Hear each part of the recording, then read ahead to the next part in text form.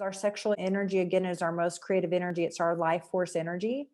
And so we were created from this energy, and there's so much shame in our society about sex, but there shouldn't be shame in something that really brought us into life. So we don't have to create a new life with this energy.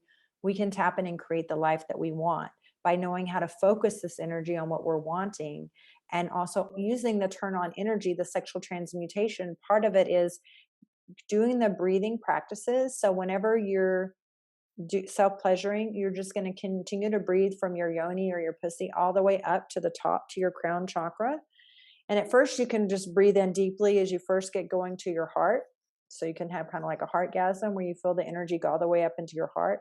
But as you're moving that turn on energy through your body, then you are actually helping to open up the chakras. In addition, doing the breath work, the breath of fire is really great to keep doing that every day. So you're opening those chakras. So you just want to keep that in mind. And sometimes when you do deep breathing, do a deep breath where you're breathing in deep as if you're breathing in through your pussy or your yoni all the way up to the top to your crown, and then exhaling back down instead of just imagining as you're visualizing the breath coming in through your nose. Just kind of breathe up and feel the energy of that, because the breath can carry that energy up through your body. So with the chakras, there's what they call in Sanskrit the inner flute, where your chakras remain, where they're located, is the Sushumna Nadi. So that's where those are located. So you want to just bring that turn on energy through, and that helps to open up any blocks that you're having. And it really makes you quite expansive, and you can have more intense orgasms. So you'll be more receptive to your orgasms, and you'll also radiate, like you're going to be charging your body up with pleasure, and then you're also like radiating, you're increasing your energy field, your auric field, and then you're even more of a magnet for what you're wanting to attract, like law of attraction as well.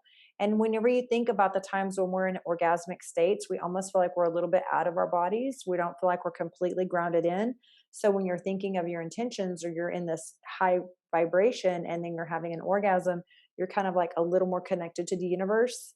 And so then with the sex magic ritual, you're going to start focusing on putting your intentions out there when you're in orgasmic states. Now, for men, they lose, if they're ejaculating with their orgasm, they lose their energy, their vital force energy with orgasms when they're ejaculatory. And so when they want to manifest, they want to actually have non ejaculatory orgasms. So if they just have a regular orgasm, that actually diminishes because it's like drains their energy. But for females, we get charged up with orgasms. That's why right after sex, we'll be more talkative, and then men will quickly fall asleep. So that's the difference. So orgasms impact us differently. And that's why we're able to have with Tantra like sex magic rituals. And the magic is not a black magic or a dark magic or anything bad. It's just, in anything when you're doing energy work, it's just an amplifier of who you are. Just like money is an amplifier. Money is also an energy. That's why it's referred to as currency. It's energy. So money is an amplifier. And if you're an asshole and you get a lot of money, it's going to amplify how much you're an asshole. If you're a good person and you have good intentions in the world and you want to do things like getting better produce to other people, and you have a mission and a purpose, which each one of us has something we're passionate about here, then it allows you to share that message more powerfully and amplify that out into the world. So the magic that you have within you, so often, I bring together like both Tantra and Taoist practices, and the Taoist techniques are very similar. And these were, in China and in these regions, the emperors, the royalty would use these practices because they had a lot of concubines, a lot of women, and they didn't, men weren't able to keep up with the women. The emperors had a bunch of women. How were they going to have sex with all these women? So they started learning how to move their energy through their body to have more vitality, so that they could perform with a lot of women. And then they realized how powerful it made them also. And they were, better as rulers. They were, their world just things started getting easier for them. They really were tapping into their power, because our intimate power is a big powerhouse for us. And they wouldn't share these techniques and these practices with the common people because they wanted to stay in power.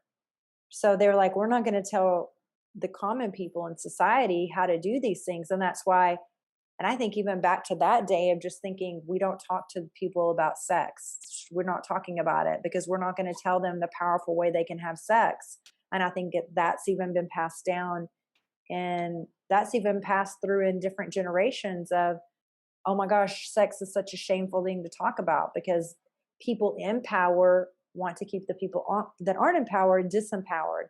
And even now in today's society, topics of Tantra are talking about in sex positive. It's just like, I got notifications today that they want to they're threatening to deactivate my account on Instagram, which is so crazy, but whatever. And it's just like, there's so much shame about this. Oh, we can't talk about that. Well, of course you can't. We can go look at porn and find porn very easily that dumbs us down and disempowers us and has women being treated like sex objects and has men, not fully knowing the power of their sex and not knowing how to have a conscious cock. And then they come and try to be with us with these porn moves and ideas. And then it's low vibration shit. So anything low vibration is fine. Having a McDonald's on every corner is fine. Having liquor stores is fine. Talking to you about how powerful you are and how to have amazing sex to really tap into your power source, not good. Because if they can put shame through religion, through government, through everything, if they can make us feel shame about the energy center that literally can help us create and empower ourselves in life, we're harder to control as a population. Plus, when we don't understand the magic that already is within us and that we can have these amazing states of bliss and that we can co-create with the universe, we stop looking outside of ourselves for solutions to everything. We stop thinking, oh, I need to buy this. And we're so consumerist in the consumerism because we're buy, because we're feeling lack, like something's missing. No, the thing is, you've got a buried treasure here. Tap into that, unlock that shit, feel your pleasure, feel your bliss, walk around without having shame, feel charged, fully charged up, stop disconnecting from that. And then be the goddess in this world and show your fucking light. Stop dimming your light for everyone. And, just like the sun doesn't apologize for shining. The sun doesn't say, oh, I'm sorry, is that too bright? It's like, you better put some motherfucking shades on. And that's how I want each one of us to be lit the fuck up. Like unapologetically, like this is me. I'm in my power. You're not going to disempower me. And men for so long, like women, we're the only sex that has a sex organ, the clitoris, that's only function as an organ is for our pleasure. 8,000 nerve endings. We're literally wired for pleasure. But the way that we can be multi-orgasmic and the way that we're so wired for pleasure has had men in the past and even carried over, unfortunately, into current day, freaked out by our power. So then they try to police our bodies. They try to have us feel shame. Like if someone is raped, well, what were you wearing? No, you know what? I get to dress like a slut if I fucking want. And I get to dress however I want. And I can go out and about. And then I get to decide who I want to fuck. Because I'm looking like this, I get to decide who I want to be with. Just because I look like this doesn't mean someone else gets to come up and grab me and say, oh, I'm fucking you. I'm taking you against your will. That's such bullshit. No, I can be sexy as fuck. And then you need to understand what consent is. And if I don't want to be with you, I don't have to be with you just because I'm sexy and you're not. Like, that's not how it goes. And so, there's been all this shame about, even now in the yearbooks, people in the news, some of the high school students, a tiny bit of cleavage was showing. And the high school yearbooks this year, 2021, bitches, fucking censored that shit. Fucking brought their design of the plaid of their shirt up here and covered their stuff and brought their collar-ons, like photoshopped their necklines. That's just totally showing, like not even teaching males or boys how they need to know what consent is and how that they need to know how to handle a woman's body. But it's like, oh, you got to cover up because we don't know how to fucking act. Well, you know what? Men do know how to fucking act, and that's why they're homophobic. Okay? Because if you put them in a gay bar, they're scared as fuck. And why? Because they're afraid men are going to treat them the way they treat women. That's why they're scared to go around gay men. Because then all of a sudden, oh, someone's going to put something up my ass without my consent. Yeah, you better fucking worry, motherfucker. That's what I got to say about that. You know what consent is. So stop playing. And so I'm tired of it. I'm tired of being repressed. I'm tired of being suppressed. I'm tired of people being turned off from themselves. And I'm tired of like us having shame and us like having, oh, the woman, if there's adultery, she has to wear the scarlet letter. Like how far back does this go? It's such trash. Because you can tell that upsets me. So, it's just like, how do you dress? How are you being? Well, no. And so then the fact that we can actually, who can have sex with a whole bunch of people and keep going? I haven't done that, but I motherfucking could. How many times have I been with a man and then he's done and then I'm like, that's it? Like, I could totally, like, could I clone you? I could do this like 5, 6, 7 more times. You're already done. I just barely got started. That scares the fuck out of men. And that's why men are like, oh, you got to act like this and you got to be ladylike and you got to be wife material. And I need to know, because they're afraid. They're afraid that because we can actually do what they fantasize about. Men want to have a threesome, then they can't even fucking handle the shit. Who should be having threesomes? I'm more wired to handle a threesome more than most dudes are, unless they've learned Tantra. They're just there going, oh, wow, I can't even keep up. Like, you can't even keep up with one woman. So that's where a lot of men have really tried to repress women, because the power that we have scares them. Now, there's a lot of men that, the patriarchy is also fucked up men. And they're raised with this kind of conditioning. So now it's the opportunity to try to teach men. So I'm not like mad at them, but I'll use that fuel for my message and for what I'm going to do. I'm not going to, but it's just like that old way of thinking has got to stop. And so as women, a lot of times we don't even dress as sexy as we want, because then, people are going to hit on us, or we're going to get unwanted attention, or then is that going to be not safe for me? Why should we not feel safe? You know what I'm saying? Like, this is my body. Boys need to be taught about consent, period. Not trying to police how girls should dress. Like, learn how to have some self-control, So often, it's just crazy. It's like boys or college boys that rape girls hardly get a slap on the wrist, but then, some minority or some black dude's going to be pulled over for a speeding ticket, get shot and killed. It doesn't make any sense to me. And so, end of my rant, but like, things have to change in the world.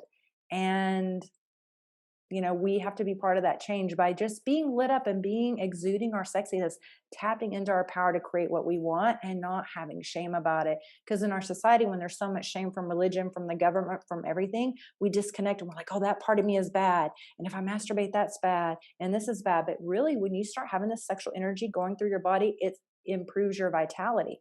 One of my teachers, Master Montauk Chia, he's been teaching these Taoist techniques for 40 years, you guys. He had his youngest son when he was 65.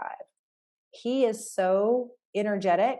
He literally does a tour for 6 months of the year through Asia, Europe, and the United States every year. And he's like, my flights are they're not back and forth. It's like this location to this destination, this destination, this destination. If he misses one flight, his whole schedule's off track, right? And he's going through different time zones. When I had my master class with him or some workshops with him in San Francisco, he was 73.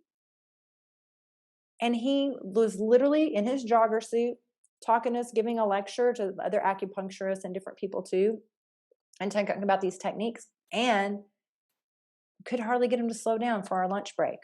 This guy, and he was just telling us stuff. He's like, do you understand? You understand? And this and this, and you understand? You get it. Sharp as a fucking tack.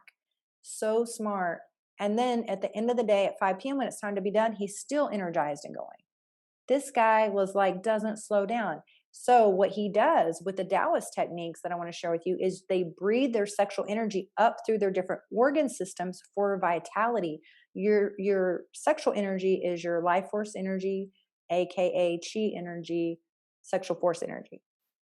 So you can move that energy, and as you're moving it up through your body system, you can move it up. So in the Taoist techniques, you even do different exercises where you're focusing on your liver, you're focusing on your organs, because you're breathing that energy through, and it's very invigorating for you. And then also they did a study where they got these worms that the lifespan of the worms were 28 days. So they snipped the worms, gave them a little vasectomy, and the worms that were snipped, and they let them, like, one group was snipped, they let them mate, the other group wasn't snipped. The group that was snipped and wasn't ejaculating, their lifespan was either double or triple. I know it was at least double, possibly triple. And the other ones didn't. Now imagine if they knew Tantra and they knew how to, like, make their orgasm go inward and move it up through their body, but you can't teach anyone Tantra in 28 days.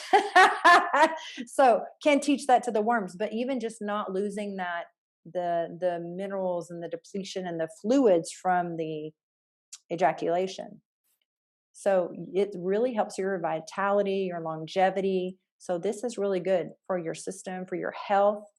And even bringing up, Dr. Joe Dispenza talks about, he talks about having a brain orgasm. You just bring your sexual energy up through your crown to the top of your head, and really optimizes your health. It's very healthy for you. So it's like the fountain of youth, everyone. So I say tap in, turn it, tune in, turn on, and tap into your power and how amazing you are. And let's literally, like, worlds come out through our, the yoni is a portal. Like, we bring life into this world, and we do a lot of things that males aren't able to do. So sometimes it gets a little intimidating. It's like a mystery to them. And and if you look even at the old Disney stories, we're conditioned to do these things for love, or to think that there's a Prince Charming, or someone is going to rescue us, or Beauty and the Beast. Like, oh, he has a lot of bad habits and he's undesired and she doesn't even want him. But then if she loves him, then he turns into a prince. Like, and then they live happily ever after. Like, these are stories that we're telling young children when the subconscious mind is wide open, of like how romance and everything goes. Sleeping Beauty, that's not consent. You just go up and kiss her while she's sleeping. That's not consensual. But we're told these stories, and then you just all of a sudden know, and then this person's going to make your life magically better. You can make yourself magically better, is what I want to share with you. But yeah, we get conditioned to this way of thinking about relationships and things like that. So, also in the Disney movies, how do they project the women, the witches, the sorceresses? They're evil, right? They're the bad ones. But who are they? Women who are living on their own, who know their power, and who aren't giving a fuck what everyone else thinks.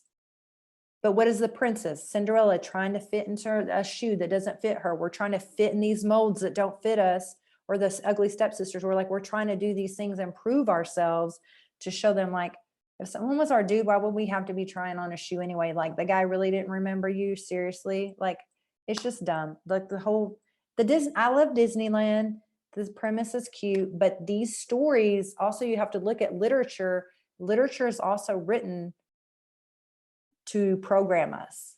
So you have to look with discernment in the things that you're taking in, because we're thinking, oh, this is a cute little story to tell our children, but it is also conditioning women to grow up to try to be the princess, to be the wife material, to make it to where the prince wants her. And then we wonder why we're sitting here trying to kiss frogs and make him turn into a prince. It doesn't work like that. So that's the end of my rant.